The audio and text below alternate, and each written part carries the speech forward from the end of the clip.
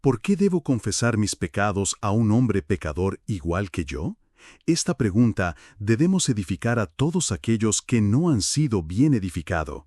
Pregunta, ¿por qué debo confesar mis pecados a un hombre pecador igual que yo?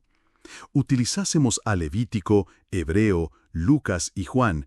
Esa es la misión de nuestro Centro de Formación Teológico Bíblico Camino a la Luz del Liderazgo en Cristo Jesús. Explorando la verdad, edificando vidas.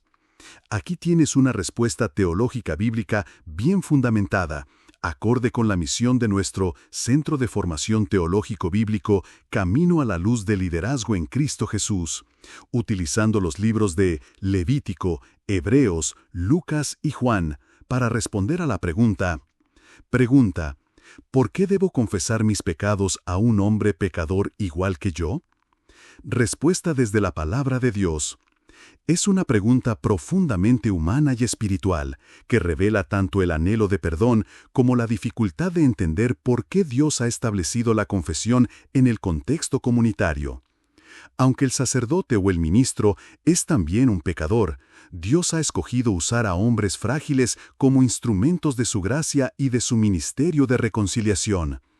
Esto no disminuye su santidad, sino que exalta su poder que se perfecciona en la debilidad. Segunda de Corintios 12:9.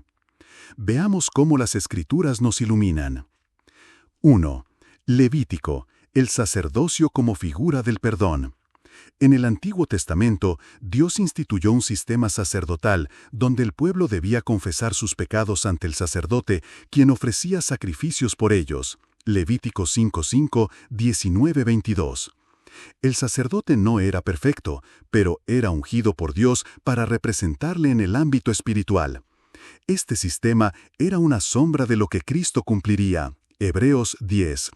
Pero ya mostraba que Dios desea que el perdón sea un acto comunitario y ordenado, no solo individual. 2. Hebreos. Cristo el sumo sacerdote perfecto, pero el ministerio continúa. El libro de Hebreos nos revela que Jesucristo es el único sumo sacerdote perfecto. Lee Hebreos 4, quien ofreció un sacrificio eterno por nuestros pecados.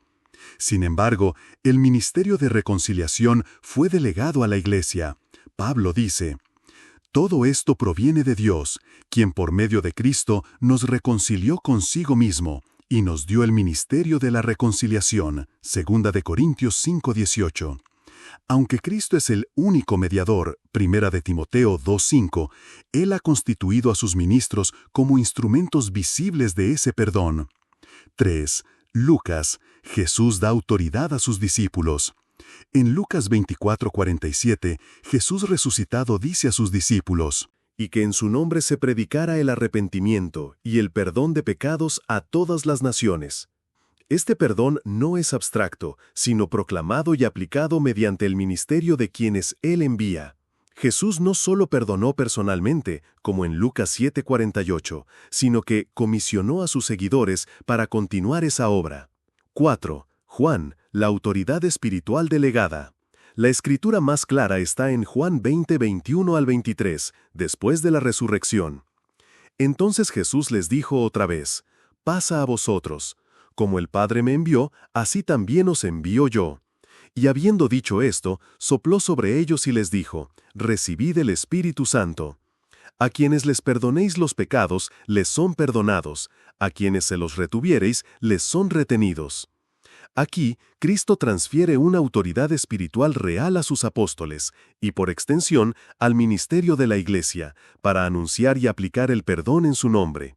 No es el hombre quien perdona por sí mismo, sino Dios obrando a través de su ministro, guiado por el Espíritu Santo.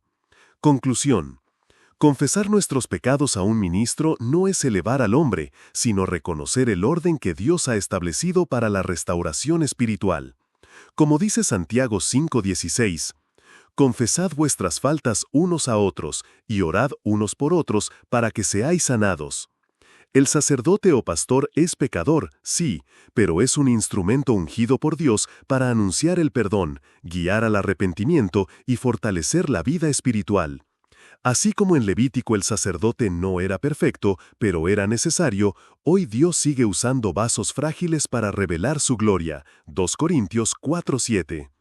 Misión cumplida en Camino a la Luz del Liderazgo en Cristo Jesús. Explorando la verdad, edificando vidas. Esta enseñanza no solo responde una duda, sino que edifica al creyente en la comprensión bíblica del perdón, la autoridad espiritual y la santidad comunitaria, ayudándole a caminar con libertad, humildad y fe en el diseño de Dios. Centro de Formación Teológico Bíblico, Camino a la Luz del Liderazgo en Cristo Jesús, explorando la verdad, edificando vidas. ¿Quién como Dios? Él es mensajero de amor. Hola amigos. Hoy vamos a abordar una pregunta muy importante que muchos se hacen. ¿Por qué debemos confesar nuestros pecados a otro ser humano que también es pecador? Es una duda completamente válida y comprensible. Pero déjenme compartirles una verdad poderosa que encontramos en las Escrituras. Desde los tiempos antiguos, Dios estableció un sistema donde el perdón se manifestaba a través de personas escogidas por Él. En Levítico vemos cómo los sacerdotes, aun siendo imperfectos, fueron designados para este propósito sagrado. Pero aquí viene lo más hermoso.